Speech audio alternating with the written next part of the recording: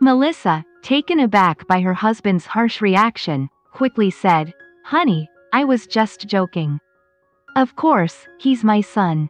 Wiping away her tears, she turned to Julian and said, "Oh, my dear, come here and hug your mother. I'm so happy for you." She began to cry. Julian embraced his mother and reassured her, "Don't cry, Mom. Why did you bring so many gifts? You're making her scared like this." Herman, witnessing the entire situation, shouted, "A hug? You should be punishing him. He got married without telling us. We had to hear it from someone else." Daniel, feeling overlooked, chimed in, "Hey Grandpa, I'm your grandson too. Why is there no attention for me?" Silence. Herman snapped before turning back to Julian. "How long are you going to hide this? When will you tell us?" Julian sighed, "I planned to bring her home this weekend, but someone ruined everything." Daniel felt a pang of sadness, thinking, hoo, it seems no one loves me." Herman was about to continue his tirade when he noticed Jenny standing on the stairs, looking extremely nervous.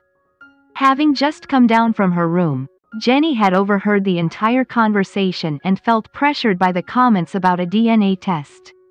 Julian, sensing Jenny's fear, walked over to her and whispered in her ear, "Don't be scared.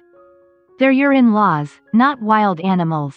They won't eat you." Without waiting for a response, Julian pulled Jenny into the living room and introduced her. "This is my wife, Jenny." Julian's grandmother, Sarah, was the first to approach.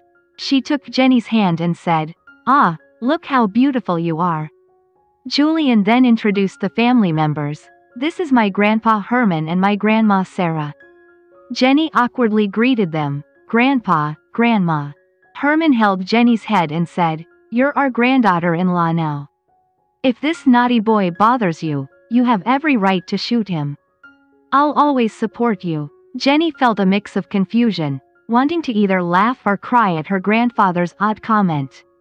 Grandma Sarah pinched her husband and said, "Old man, stop scaring her." Jenny, even though the men in the Bhaskara family seem strong on the outside, at home, they're just like any other family. Jenny was touched by the warm welcome from her mother-in-law, Melissa, who told her that she was now part of the Bhaskara family. Those words made her feel emotional and miss her late mother even more. When Melissa hugged her, Jenny couldn't hold back her tears and cried in her mother-in-law's embrace. Noticing how much Jenny missed her mother, Melissa wiped her own tears while offering moral support. "Stop crying, dear. It makes me sad to see you like this.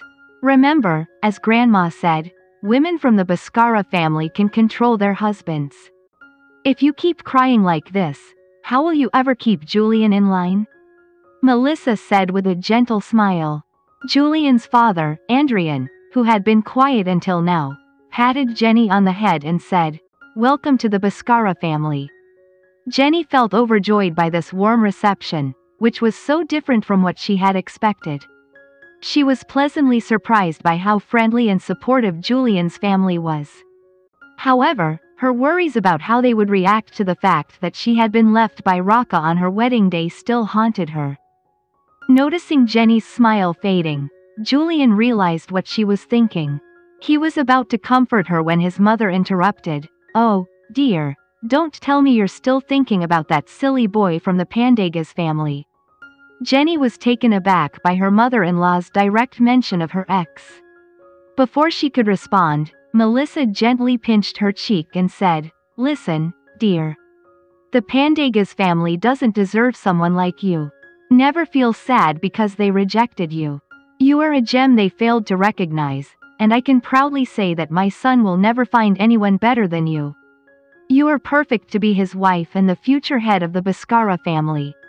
Grandma Sarah then chimed in, "Your mother is right. Don't dwell on it too much. We're all so happy you chose Julian as your husband." Jenny felt touched by their supportive words. With tears welling up in her eyes, she hugged her mother and grandmother-in-law, saying, "Thank you, Mom, Grandma." Julian, seeing how affectionate his wife was with his family, felt a twinge of jealousy. He pulled Jenny closer and said, "All right, it's time for breakfast." Daniel, feeling neglected, immediately piped up, "Hey, hey, hey, where are you going? Bro, how can you not introduce me to your beloved sister-in-law?" Julian rolled his eyes and replied, "Right. Jenny, this is Daniel, my younger brother. If you need to pass any messages to anyone in our family, just call him." Before you even finish speaking, the whole family will know. Daniel, with a serious expression, said, "Don't listen to my brother. Let me introduce myself. I'm Daniel, the youngest son of the Bhaskara family. If you need information about someone or need help, I'm the one to rely on."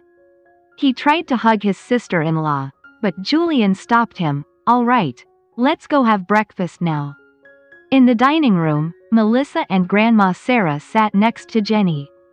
Julian wanted to sit beside her but, considering their presence, chose to sit next to his father. Melissa and Sarah kept piling food onto Jenny's plate, making her feel guilty for refusing. As she placed some vegetables on Jenny's plate, Melissa said, "You need to eat more. Look at Julian, he's so healthy. You're too thin. A man's stamina shouldn't be outdone by a woman's in bed, and that can't happen." Jenny almost spat out her food at that comment.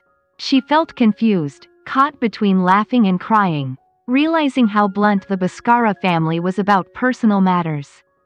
Melissa then pulled out a handkerchief and helped Jenny wipe her mouth while continuing, "You're not wrong. Women with more stamina than men in bed usually make men very happy. Right, dear?" She looked at her husband, Andrian, who nodded in agreement. "Yes, you're right. See, your father agrees.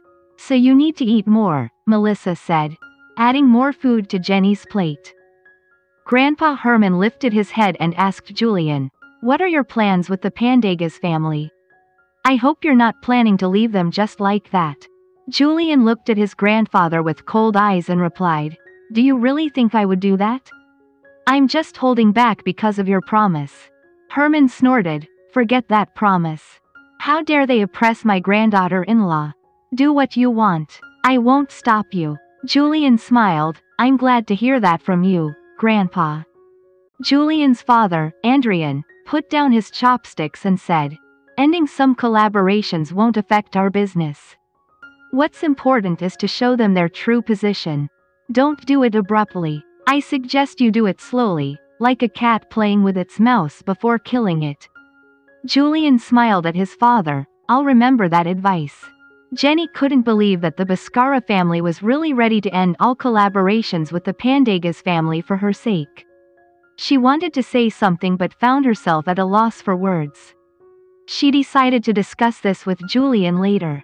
After breakfast, they all sat in the living room sipping tea. Grandma Sarah and Mother Melissa presented gifts to Jenny.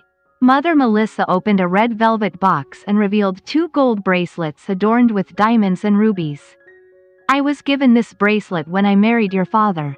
This bracelet was also given to my mother by her mother-in-law.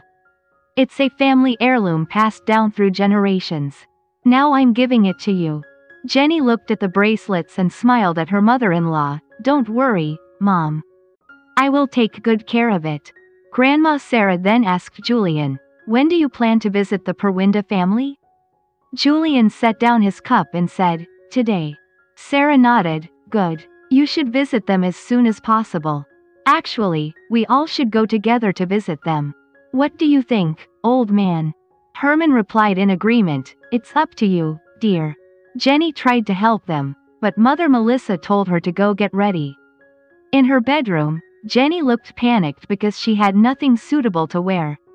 When Julian entered and saw Jenny's mess, he asked in surprise, "What's got you so panicked now?" Jenny stopped and replied, "I have nothing to wear." Julian walked over to the wardrobe and opened the door. "Have you looked inside this closet?" he asked Jenny.